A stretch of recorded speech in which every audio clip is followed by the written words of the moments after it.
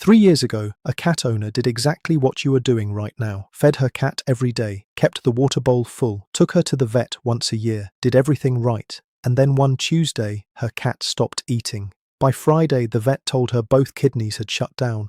She had maybe 2 weeks. The owner asked, "How long has this been happening?" The vet said, "Probably 3 years. 3 years that cat was silently dying. 3 years of purring, of cuddles, of looking completely fine. And not a single sign, until there was nothing left to save." That story is not rare. It happens every single day, in homes exactly like yours, to cats exactly like hers.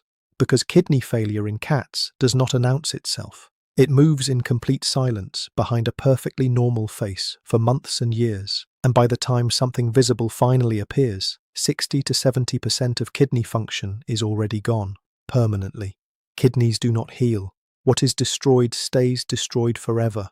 Chronic kidney disease is the #1 killer of domestic cats in the world. 1 in 3 cats will develop it, and the vast majority of owners find out exactly the way that woman found out, when the window to make a real difference has already closed. What I am going to show you are the signs that exist before the obvious ones, the quiet signals that appear in the months and years before your cat looks sick, and the specific things happening in your home right now that may be silently moving her toward this disease one meal at a time. The very first sign looks so ordinary that almost every owner misses it completely. Your cat is drinking slightly more water than she used to, not dramatically, just a little more. The bowl needs refilling slightly more often. You think nothing of it. Here is what is actually happening. Healthy kidneys concentrate urine. They pull water back from waste before it leaves the body. As kidney function declines, that ability deteriorates first. The kidneys can no longer reclaim that water. It passes out as urine that is pale, dilute, and far larger in volume than normal. The body triggers thirst to compensate. Your cat drinks more because her kidneys are failing to hold on to what she already drinks.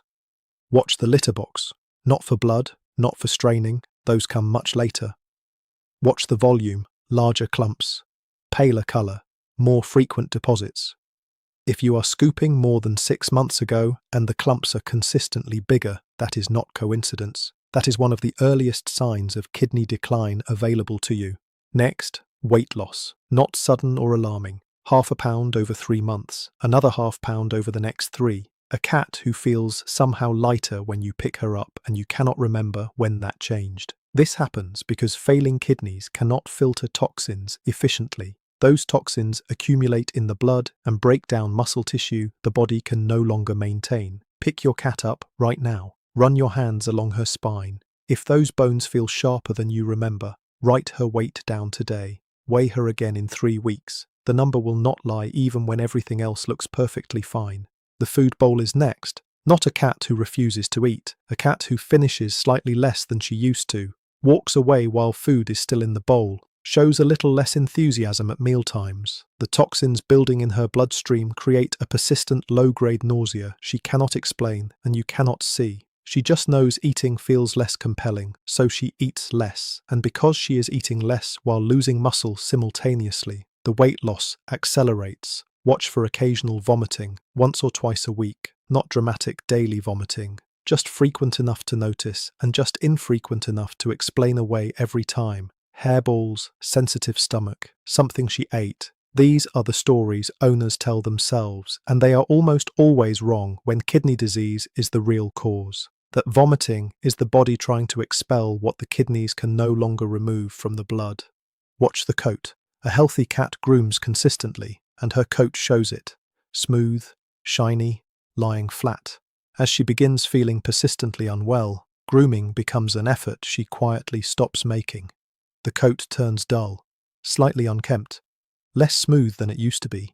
You think she is getting older, but a cat who has stopped caring for her coat is a cat who no longer has the energy or comfort to do it. And then the lethargy, arriving so slowly it rewrites your understanding of who your cat is. She sleeps more, plays less, responds less to the things that once excited her. You think she is maturing, settling down, but a cat withdrawing from life is not aging gracefully. She is exhausted every single day because her body is working at maximum capacity to compensate for organs that are quietly failing. Now the part that matters most, what you can change starting today. Dry food. This is the hardest thing to hear and the most important thing in this entire video. Cats evolved in desert environments. They got almost all their water from prey, raw, wet, moisture-rich food. Their thirst drive is biologically low. They were never designed to drink enough from a bowl to compensate for a completely dry diet. Dry food contains around 10% moisture. A cat eating exclusively dry food is chronically, mildly dehydrated every single day of her life. And a kidney working in a permanently water-depleted environment year after year is a kidney under permanent daily stress.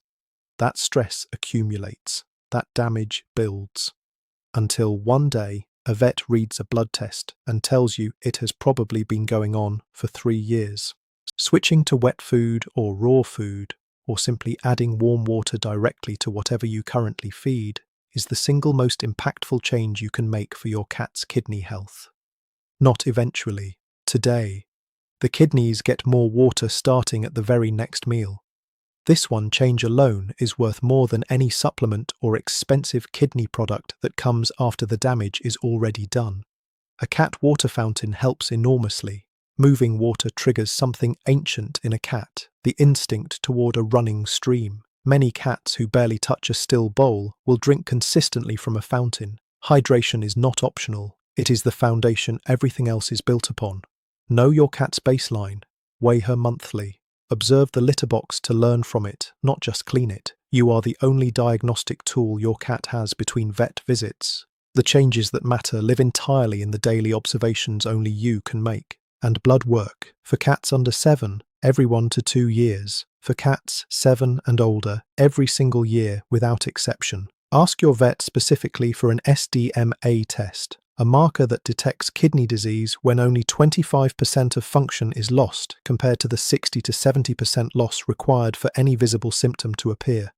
3 letters, SDMA, that could give your cat years she would not otherwise have. There is no cure. What is damaged does not heal, but caught early, the progression can be slowed for years. Dietary changes, consistent hydration, regular monitoring. The difference between early diagnosis and late diagnosis is not weeks. It is years of good life your cat either gets or does not. Your cat cannot tell you her kidneys are failing. She will sit in your lap tonight and purr and give you every reason to believe she is perfectly fine. She did that 3 years ago too, in a home just like yours, with an owner who loved her just as much as you love yours. Do not find out the way she did. Drop a paw in the comments and tell me your cat's name and age. If your cat is 7 or older and has not had blood work this year, comment the word check below. She cannot ask for help, but you just gave her a fighting chance.